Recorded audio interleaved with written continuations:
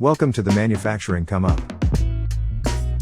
This is a podcast designed to share people's stories, experiences, and knowledge, in hopes of helping someone else reach their goals. We will be interviewing various people, from different industries, in order to gain a variety of perspectives, to help people make informed decisions on the best way to pursue their career aspirations within manufacturing.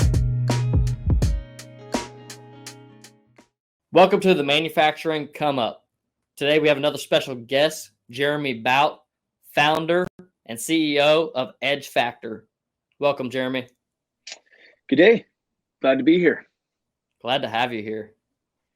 Yeah, so still a somewhat newer podcast, kind of inform people. What we're going to do is we're going to dive deep into your history. Take us back as far as you're willing to take us. We want all the little small details to kind of think that you think made you the person you are today. This episode of the Manufacturing Come Up is sponsored by Elite Automation. Elite Automation is focusing on AMR technologies. AMRs are autonomous mobile robots used in your facility to transfer goods or products from one side of your facility to the other. This is a super powerful tool, and it's a new piece of technology that us as systems integrators can utilize as a tool to leverage your company to be more advanced than the next company and be able to automate systems that at one point were not able to be automated. If you have any AMR needs, you can reach us at rfq@eliteautomationusa.com. Yeah, well, that's you when you said deep, you meant deep, didn't you?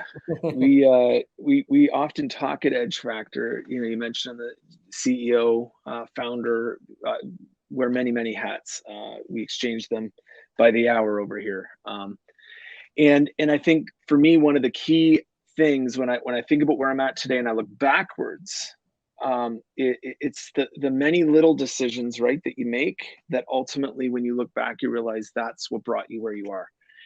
And it is officially my birthday, by the way, today. Oh, happy birthday.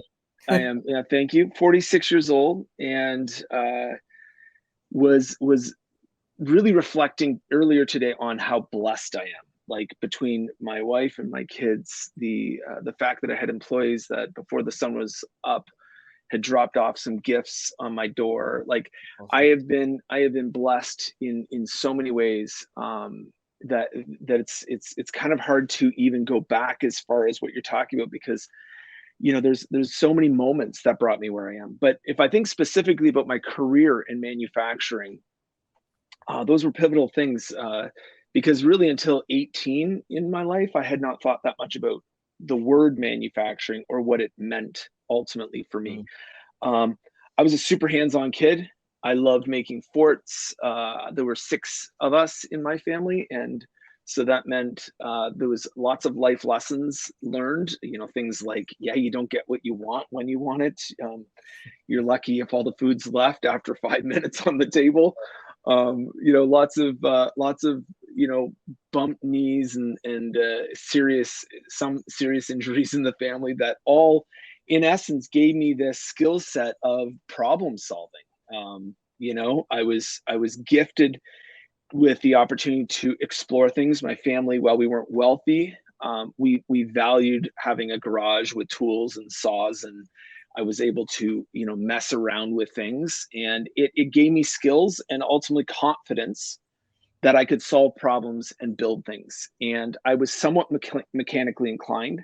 And I loved music, and I loved writing music. In fact, I wrote music before I played it, which was interesting. All my siblings played music, and we loved to sing as a family. So I had this musical side to me. I had these problem solving skills. I had things that ultimately turned into this one moment where I had an uncle that watched me playing Tetris. I don't know if you remember that game. I'm old enough where that was still around.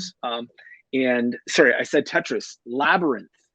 Tetris, of course, I also played a lot of Tetris, but Labyrinth, where you're actually moving a mechanical ball between the holes to try to get it to not fall down.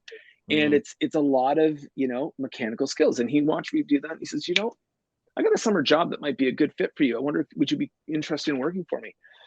And it turns out that this salesman, this wonderfully gifted salesman, had somehow persuaded him that a 5-axis CNC machine is something that you buy, put in your garage. You cut a hole out of your garage to slip it in, and it's a money-making machine.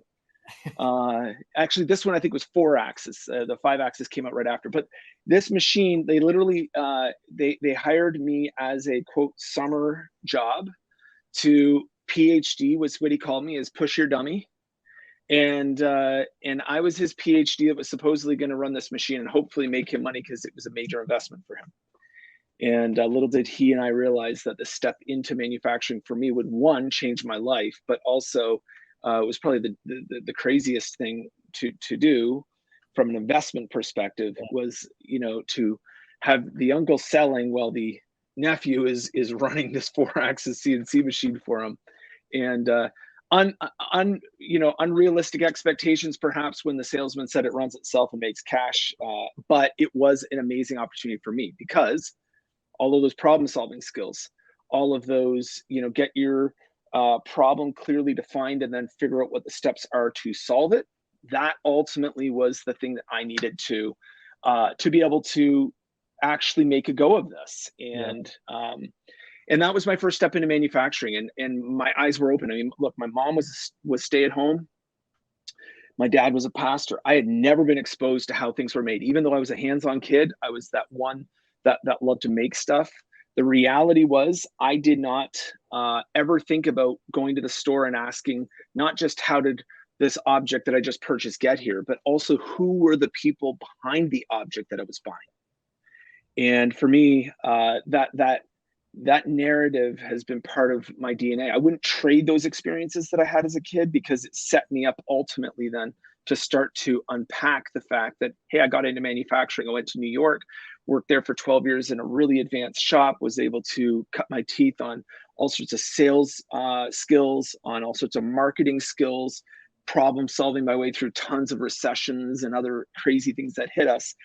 And had an amazing boss that let me develop in the art side of marketing so that we could actually build catalogs to sell the tools that we were creating. And it was an amazing thing, but I'm looking around myself and I'm going, gee, there's no young people in this industry. And why is it that I'm one of the youngest guys in the shop floor when in fact, you don't need to go to college or university to have an incredibly successful career?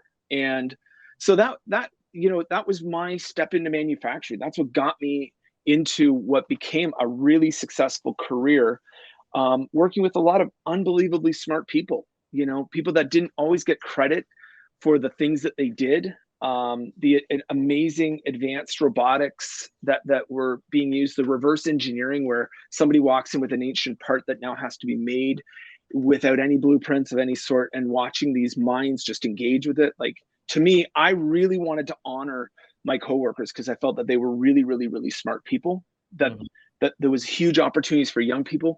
And that was what was the underlying current of what I was doing when we started Edge Factor. That was the principles the company was founded on. What we ended up becoming, though, was so much bigger than anything I could have imagined. I would never have thought, looking back 12 years ago when I first launched at IMTS with a modern machine shop, with a 3D theater, working with, so many of the great brands that we all know and love from IMTS. Little did I know that was just the first step. It felt like that was a huge milestone to be there. It was like, wow, we made it to this big, huge thing. That felt like almost an arrival. And what all it was an arrival to the realization of how big of a challenge it is to get kids excited about careers in manufacturing, or moving now for Edge Factor into every sector.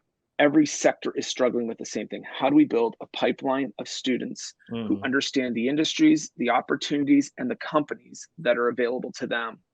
Yeah. And so that's a long answer to a very quick question.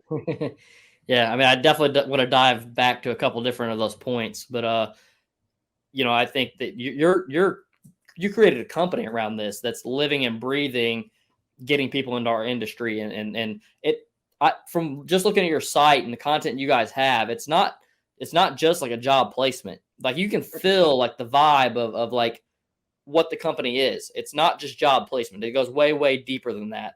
And just from seeing your site, I can feel how much deeper of a meaning and a purpose that is to you guys' company.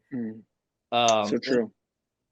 And like, that's our goal here as well. Like with this channel, like this really doesn't have much involvement towards our company. We're a systems integrator. So, you know, the most this is going to be a benefit to our company is going to be, you know, bringing people into our company maybe. But, you know, in reality, it's like our whole purpose of this is like just to bring light to the industry, to get people educated. And for me personally, the kind of the somewhat selfish part of it is I was one of those kids that I had no direction. I didn't know where I was going to go to college for, or if I was going to go to college, or you know, what I was going to do. It was working dead end jobs, and you're just like your service. It opens up the door and shows people the potential opportunities in your local area or in surrounding areas. The thing that for me was interesting, if I go back to that point I made about IMTS, when we first came out with it was a 3D theater where the wave felt like it was coming over top of you, and we had made for the film this camera rig, and I remember, you know, how many people said, "Wow, that was a new way to think about it," and it was very inspiring. I hope. And we've made many other very, very high caliber films that talk about, you know, unique problems that were solved, and ultimately we connect manufacturing to the solution. But I think, you know, the inspirational element certainly is that's almost our signature at Edge Factor, is inspiration. But you'll notice that I'm wearing a shirt that says what inspired to. It doesn't stop at inspiration. Yeah. Right. We need to move students on towards exploration, and then we need to start to prepare them to ultimately connect. And what do I mean by this? Well, the inspiration, you know, element we came out of the box with was powerful. We heard from a lot of people. I've met people now 10 years later who said, "You changed my life. I am now running a company in manufacturing largely because you encouraged me to take the first step." So that's awesome. I had an educator. This is really pivotal though for my life. I had an educator from the West Coast who is actually working in manufacturing. He was a tech ed teacher. He was also helping teach some of the like GD&T maths with Boeing, and he was on contract to fly all over the place to teach these complicated things. He called me out of the blue. He found the phone number for the website. Didn't know that I would actually pick up. I picked up, and he goes, "Look, I don't know who you are, but I want to tell you that your trailer for your first productions, that thing that we launched at IMTS," he said, "that just the trailer, I played it for my students today, and I had a student change his major today. And he's going into manufacturing as a career pathway." Wow. And for me, that was like almost mind blowing, because at the time we were thinking inspiration was where it was at, and we needed to potentially put more content, let's say, into more of a mainstream channel like Discovery Channel, which would have been awesome in its own way. And we did end up making content for TV, and we had multiple TV shows with partners like Cox and ABC and Fox and stuff like that. So it wasn't that we didn't want to go that direction. But what was so pivotal about that moment when the educator reached out to me was the fact that he said, "What's next?" Because if we inspire them, we need to move them on a journey. Yeah. And the journey is sometimes going to take different touch points, you know, and so you could have this great inspirational thing, this moment like Manufacturing Day. That's why I'm such a huge proponent of Manufacturing Day. Here we are in almost Manufacturing Day on the spot. I'll be speaking at a few events next week. Digitally, a free toolkit. If you haven't checked it out, please do. At edgefactor.com, we've got a free Manufacturing Day toolkit. Any school, how-to guides, films, all sorts of great stuff. We could talk more about that. But the major thing for me was these inspirational moments that we create. The student's journey might intersect a great career day. It might be a Manufacturing Day event. It might be, but the inspiration has to move them to exploration, because they need to see themselves. And that's where storytelling, this is why we believe stories are so powerful, because, you know, we got two white dudes on the call today. We're going to resonate with some people. Right. You're going to resonate with a certain crowd. I am. But the truth is, there's so many skin tones that we need to attract into this industry. There's so many backstories of, hey, you might say I'm a privileged, you know, white kid. You know, that'd be totally true. Yeah. We weren't rich, but I had a stable home. Some people don't have a home. You know, that makes me privileged. Yeah.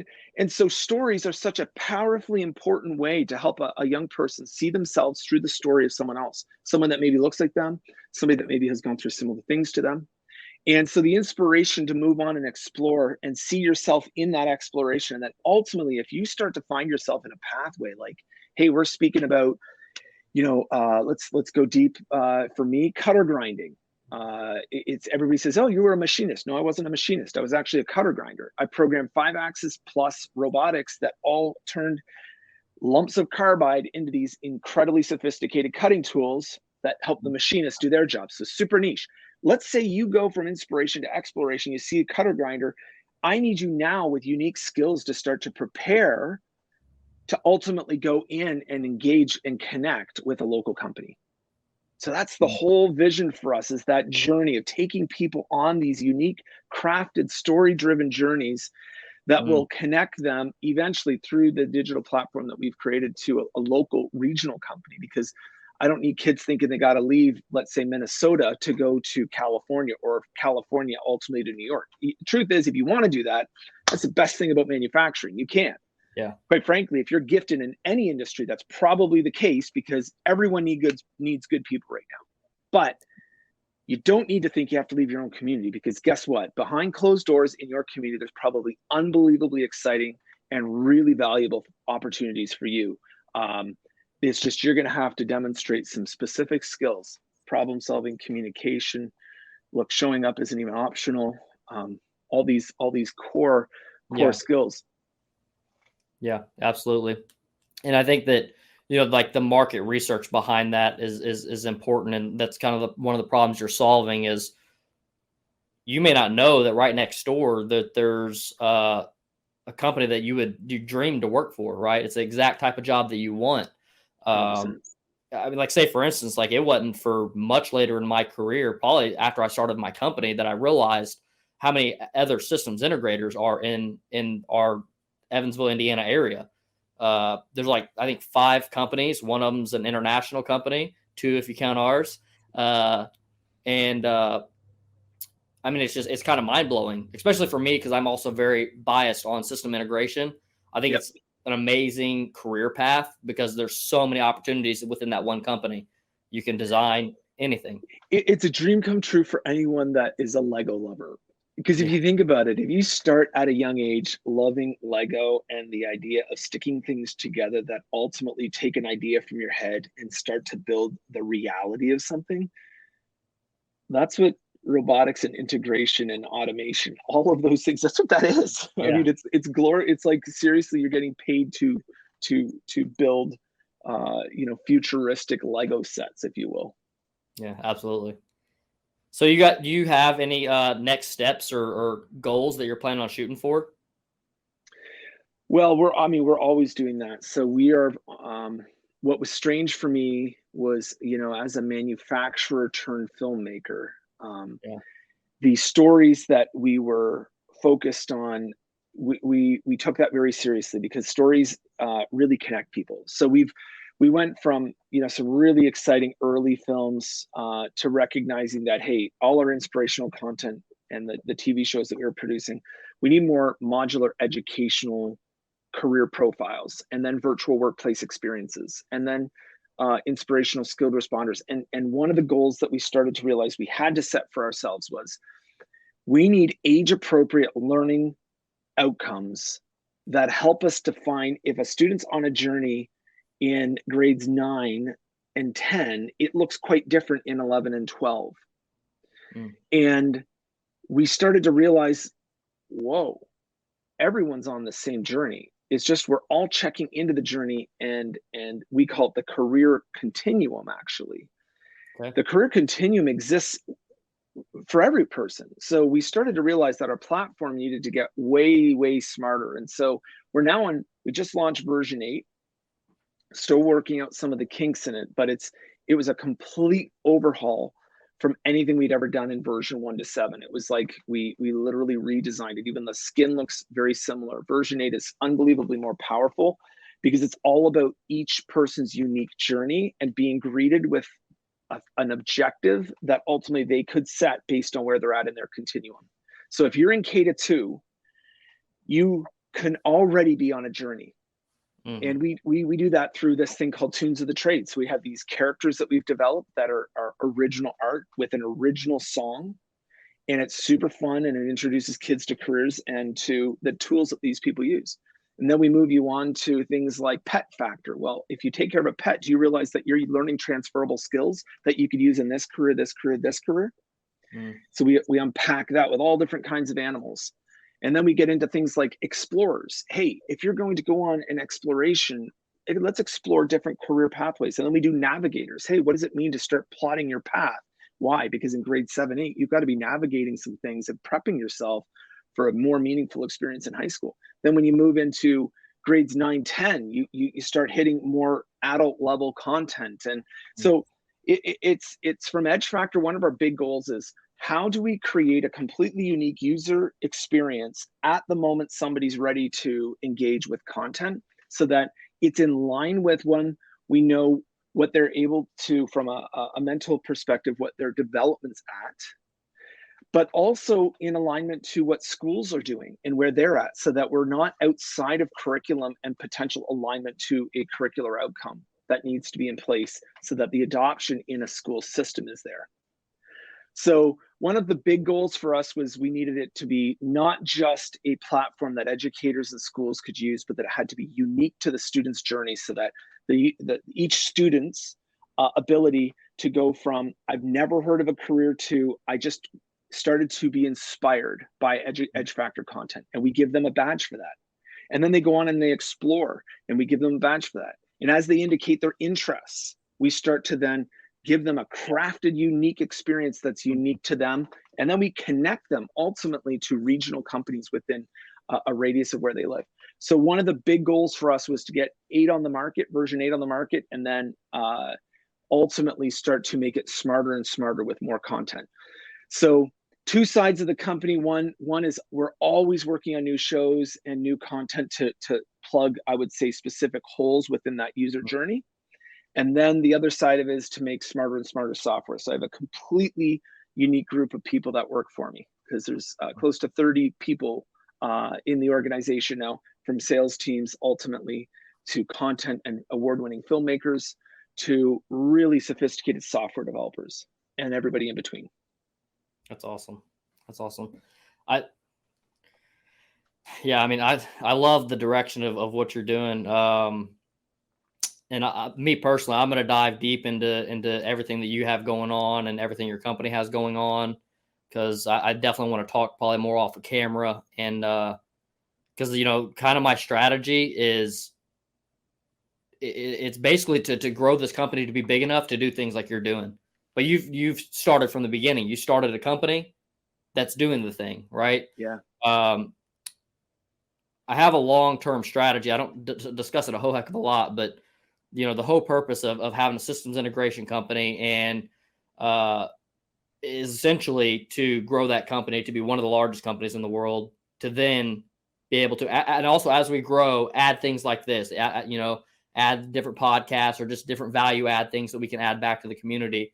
But really we want to be able to be big enough that we can take on things like you're doing, whether it's through partnerships, like with investing with you to make these things happen. But I mean, this is the ultimate goal. Like, we have to have a connected community. And I think you just used a word that's been so critical for me, partnership. There have been so many times with Edge Factor where, we wondered, how do we partner with people that sometimes don't have money? Or how do we partner with people that maybe feel competitive to some of the other people we're working with?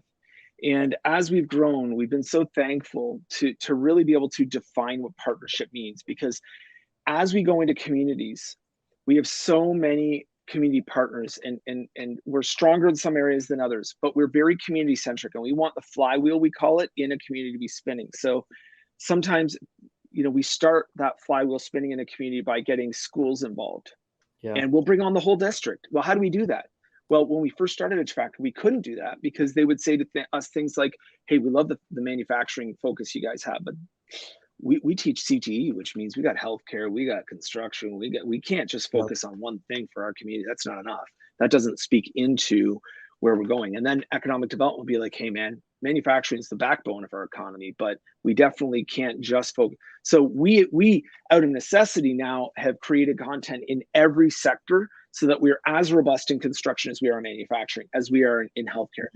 So that's made us now really, really desirable to work in a community, because now we can come alongside partners in a community of all shapes and sizes, where the work I would do, let's say with you, comes alongside, and the pressure that you put into the equation comes alongside the pressure that comes from a construction company. And they're not competing, they're spinning the same flywheel, because quite frankly, we can't just think that one group of students is all going to go into manufacturing or all go into construction. Everybody's realized that that's true, right? This episode of the Manufacturing Come Up is sponsored by Elite Automation.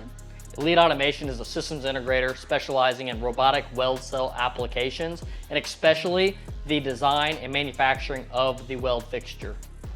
If you have any robotic weld cell needs, you can reach us at rfq@eliteautomationusa.com.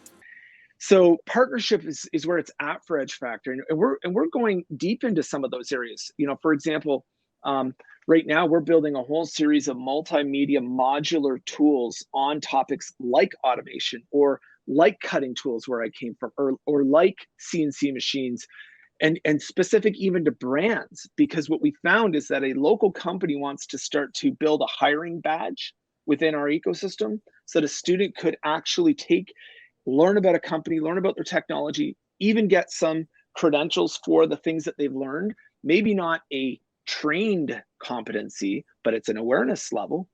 And that's valuable when you come into an interview, if you understand and can demonstrate knowledge on specific technologies that a local company says is important for the position. Yeah. So there's all these ways that we're partnering now with companies where our software is really meant to bring alive what a community has to offer to the local students, and for us, that's where partnership becomes crucial, because we're not the subject matter experts in all the areas. The local companies are, the local economic development is, the local schools understand their curriculums, and so we just come alongside and we align it, we personalize to their community, so that once one partner comes in, we can really gain momentum, and then as one wins, the other one wins. When a company knows that the school's using the content, then they can get their content in there. When they do that, the schools go, wow, the local companies have bought it. And then the economic development goes, holy smokes, we're seeing real value here, because we've got students and employers and parents within the same ecosystem all thinking. But it's not just fluffy stuff. We're going hardcore, man. Like if you look at what we're talking about on soft skills, we're having really hard conversations about what it really needs to be successful. Yeah, absolutely. I could just tell just from the marketing video you have on your first page, your website, like it goes deep. You know, you really do a good job at the storytelling and diving deep into everybody's needs. Because like you said, you're worrying about the parent, you're worrying about the student, you're worrying about the employer, 100%. The biz dev people. Because it all comes together when you really think about it. It really does. If a community is going to be strong, it's not going to be about selfish behaviors. It's ultimately selfishly helping each other out. Yeah, and absolutely. That's what a good partnership is made up of. It's what we call the win-win, right? And it's not that you put your interests aside, it's that you align your interests with the interests of the other stakeholders within your community. And then ultimately we call this objective-based thinking. When you understand your objectives, but your objectives can align with your neighbor's objective, it means that your economic development person can breathe easy, because they know they have a strategy to build pipelines of students coming into your company, but also they can demonstrate to a new company that also wants to come invest into your community that they're also building a pipeline for them too. That's really important if you're in economic development. But for a parent, they may have never heard of manufacturing and the unbelievable amount of careers within it.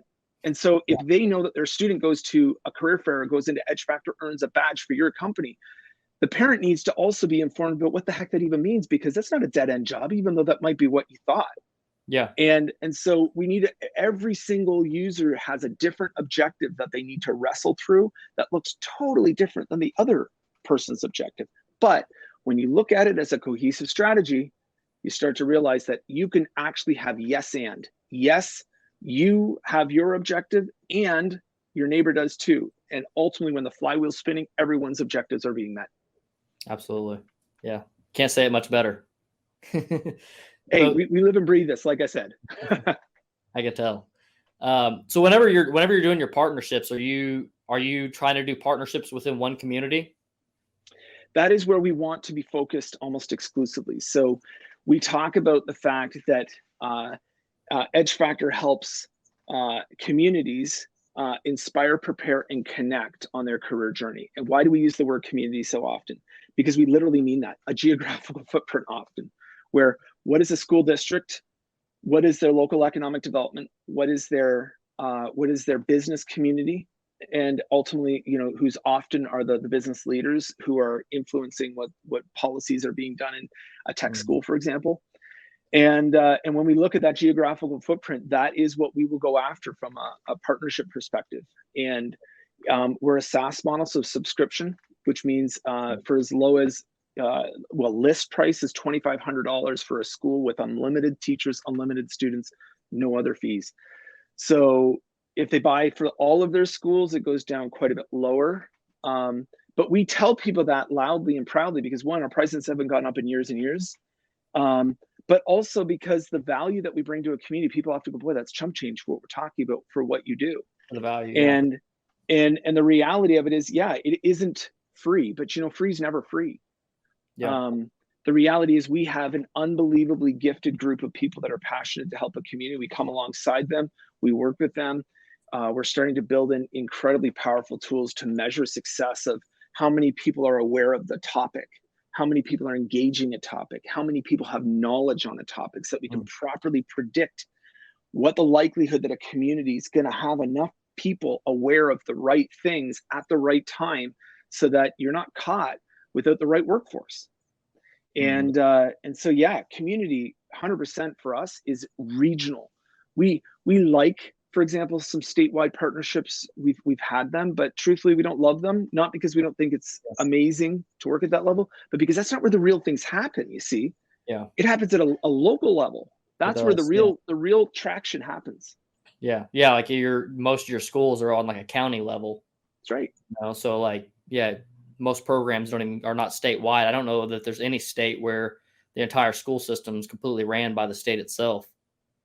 No, and even if they were, ultimately it boils down to, you need adoption by real teachers, you need usage by real students, you need a real company in a community to put their information into the ecosystem, and then you need to bring all the stakeholders together. In some ways, we are trying to get out of the way, because we need our job is done in many ways once the flywheel is spinning. You've got local stories connecting with local students who are then going on earning local badges and then getting local pathways, whether it be at a college, because that's another major component for us. We really believe that the local community colleges, if you've got the right group of students who are much better, I would say, and more aware of their giftings and the opportunities, they'll go into the local college, study, graduate, and get a career inside of their local companies. Too many times we see students studying something, paying really hard-earned money, and then they don't work in the field that they studied. And I think we can break that trajectory. Yeah, absolutely.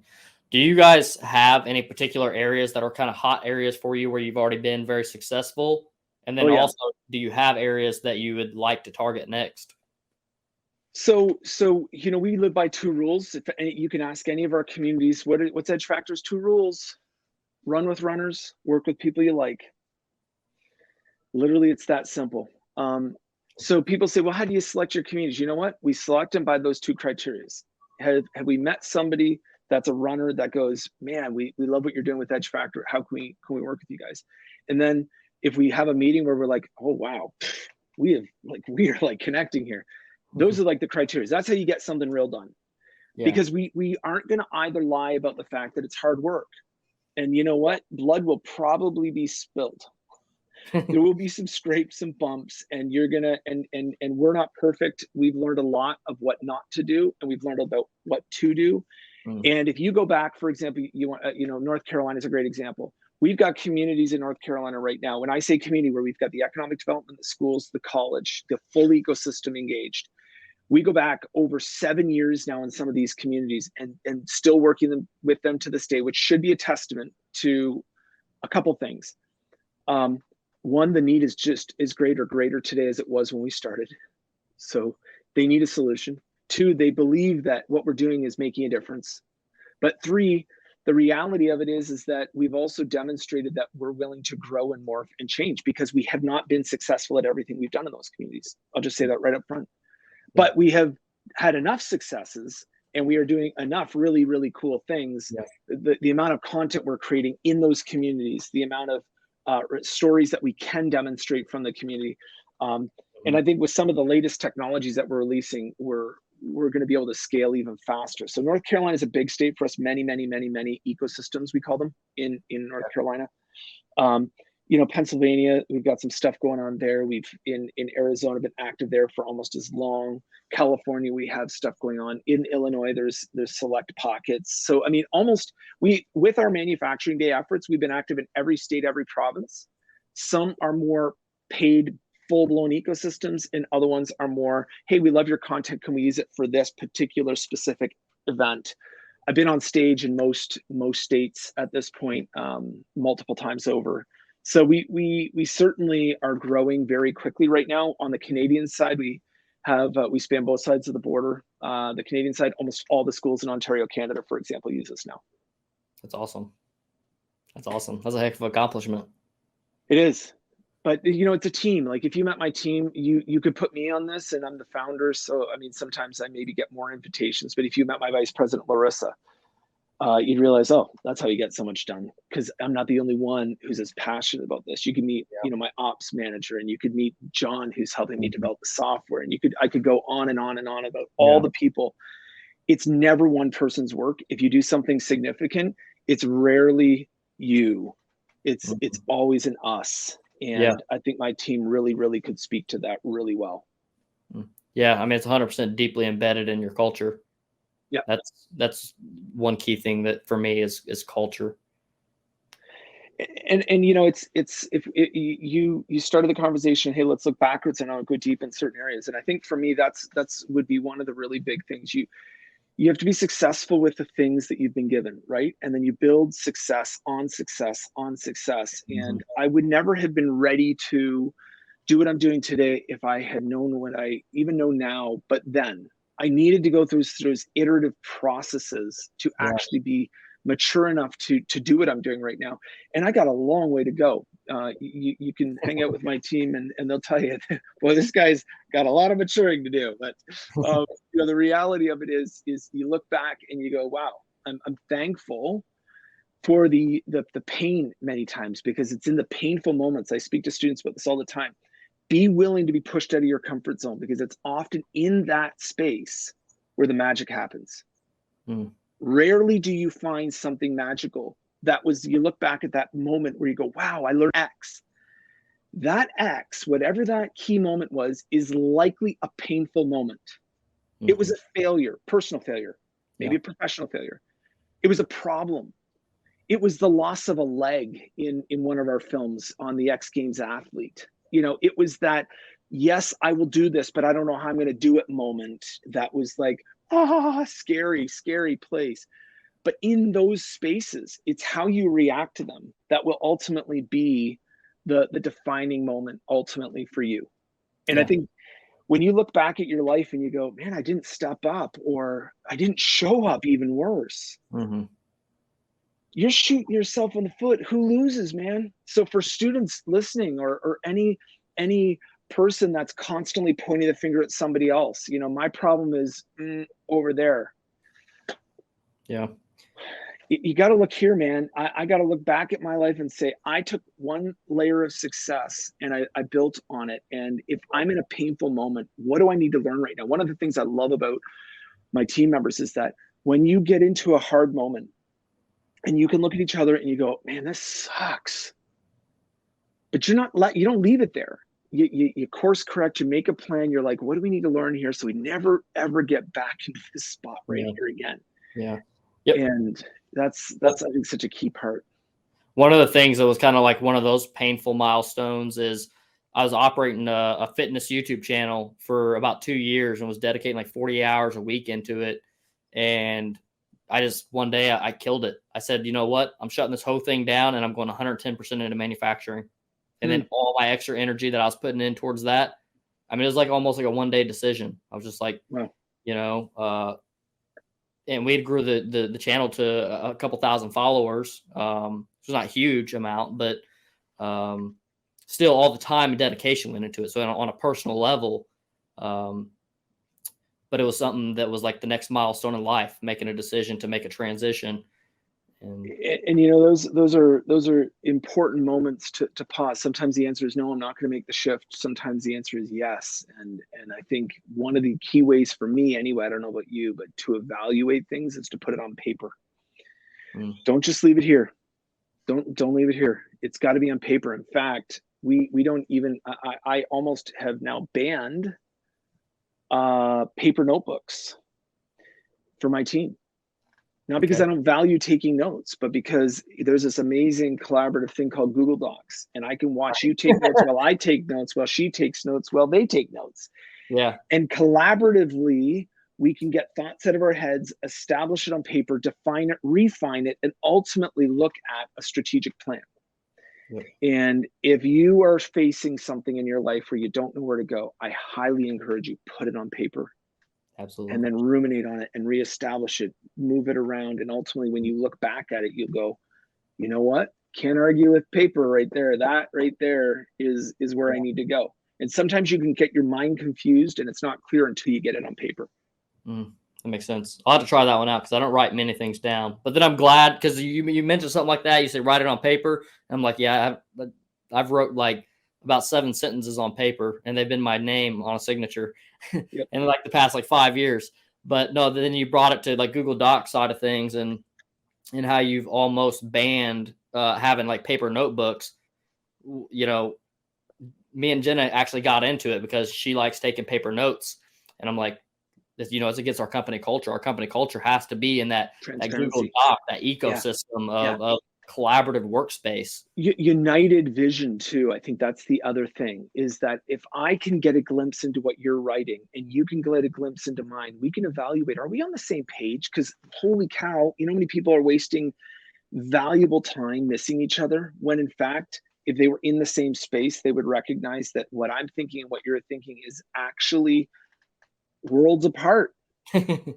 Yeah. Or no, it's not at all. We're like united. But I think that for me is just one tip I would pass on to anyone that's aspiring to do something along the lines of Edge Factor, because you won't do it alone. You've got to share your vision. You've got to share it with other people. And the only way you're going to be able to do that is if you're all on the same page. And for me, part of that includes writing your vision, sharing your vision, and then working collaboratively with your team. Absolutely. I would like to step back for 1 second and kind of extract your transition from being on the manufacturing side of things to going into the video side. Sure. Yeah, you know, manufacturing is a whole bunch of problems that have occurred that need to be solved. And manufacturers ultimately are innate problem solvers. And so those transferable skills that you learn in the middle of a manufacturing floor and programming 5-axis and 7-axis and anything else that comes your way, you know, ultimately it's all about looking at a blueprint saying, this is what they want. This is my tech. This is ultimately the milestones I'm going to take to get to this finished product. And then I'm going to use the evaluation of my tolerances to, did I meet the criteria? Well, guess what? That's what filmmaking is. That's what running a business is. That's what starting a sales team is.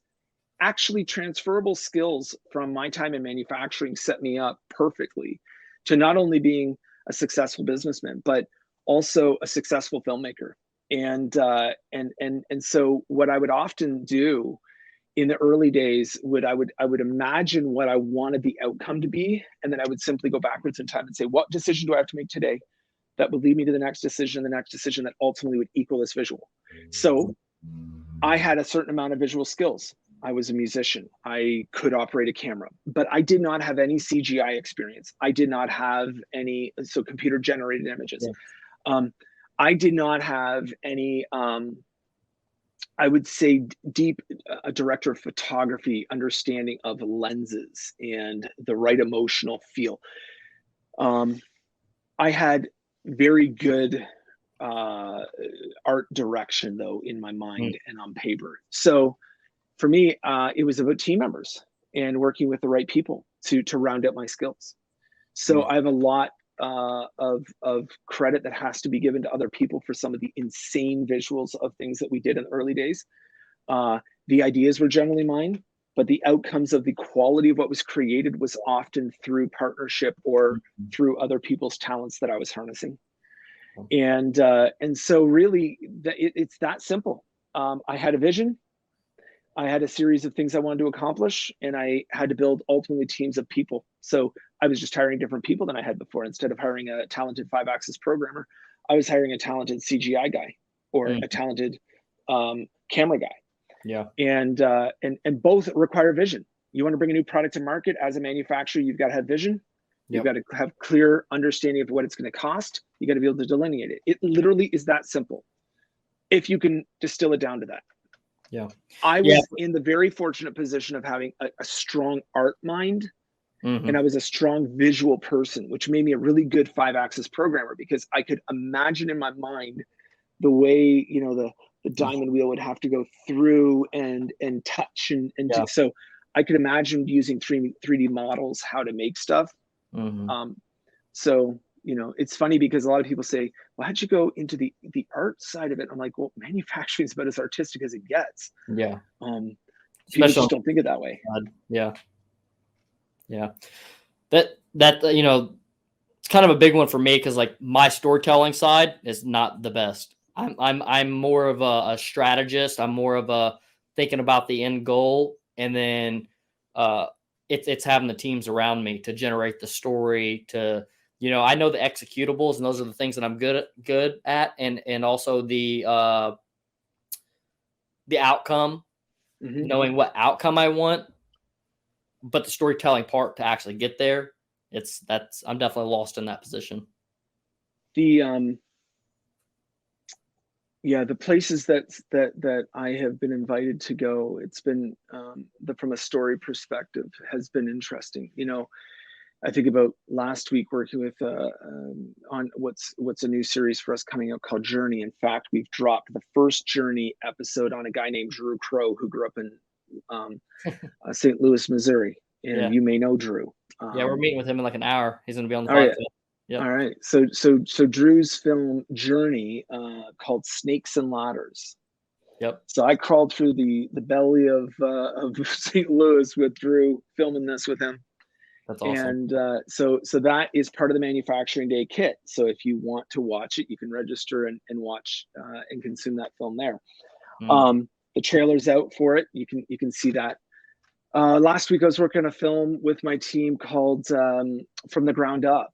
And it's about a construction worker that's had some serious mental trauma, and because it was a girl, ADHD, grew up with it as an iron worker, had to go through some tough and still challenging things to be in the industry. But her hand up to other people coming into the industry, her conversations that she shares with businesses, you know, valuable ways to use the power of a story. You know, oddly enough, I just got a text a few minutes ago saying, "Hey, can we use the Growth Rings short film that you co-wrote with Neil Peart before he died?" I don't know if you were a Rush fan at all or still are, but the drummer from Rush, Neil Peart, he and I worked on a project that will be playing at a big stadium in about 2 weeks from now. So cool. We've just really enjoyed the gift of storytelling, because that's how I view it. Somebody, when they allow me to tell their story, they give me a gift that can be manipulated, and it needs to be carefully guarded. And I've built a very strong reputation for that, because we've been gifted to work with massive brands like, you know, Cirque du Soleil and Ford and you know, Rush, and I got one with Alice Cooper coming out shortly, and you know, all these crazy brands. For Edge Factor, we've been given these gifts of storytelling, and we have to wield them very carefully. But I think what other brands also resonate with is the mission behind us, right? We want to use their brand and their story to inspire people to explore, prepare, and then connect in a meaningful career that will strengthen communities. I mean, how much more inspirational is it than that? Right. I mean, to be honest, I'm kind of blown away at the moment. I'm in awe. Well, we're just normal people doing real things. The real awe is just the amount of stories that we didn't know existed in many ways, and the power of I think every person's ability to do really crazy things. But if you make poor choices, then you don't have that layer of success to build on. And so if you start to understand the ramifications of your poor decisions, you are guaranteed to look back and see that I took good, positive steps that ultimately put me in a position to have an inspirational story that, quite frankly, I'm wanting to tell. So I selfishly like to tell people, go do big things so I can tell your story in the future. Absolutely. Absolutely. Do you have any last value points you'd like to add to the community? No, I mean, look, Edge Factor works in communities all over the world. And if your community needs help growing their pipeline of students, if your company wants to get their brand in front of students, if you want to help me inspire the next generation to ultimately explore, prepare, and connect on their career journey, reach out. Easy peasy, jbout at Edge Factor. I'm like so easy to get a hold of. jbout at edgefactor.com. Would absolutely love to collaborate with you guys. That's awesome. I'm glad you're transparent like that. That's one thing I'm trying to hold, like, as we grow as a company, is like to maintain that transparency and as much on the floor involvement as I potentially can. Yep. That's awesome. It's a key component. If you can build a team around you that believes not only in the vision but in you as their leader, there's not much you can't accomplish with a good team, man. Absolutely. Glad to have you on, Jeremy. We'll for sure stay connected after this. Also interested if you want any other your other team members to come on to the podcast. I love what your company's doing. Like I said, it's our end goal to do something like you're doing. Well, if we can support you in your vision to do that, there's so many ways that we would love to build stuff with other partners. So don't view us as doing the work, but join us in the work, please. Sure. Absolutely. Yeah, we'll for sure work together. Thank you, Jeremy. All right. It's great having you.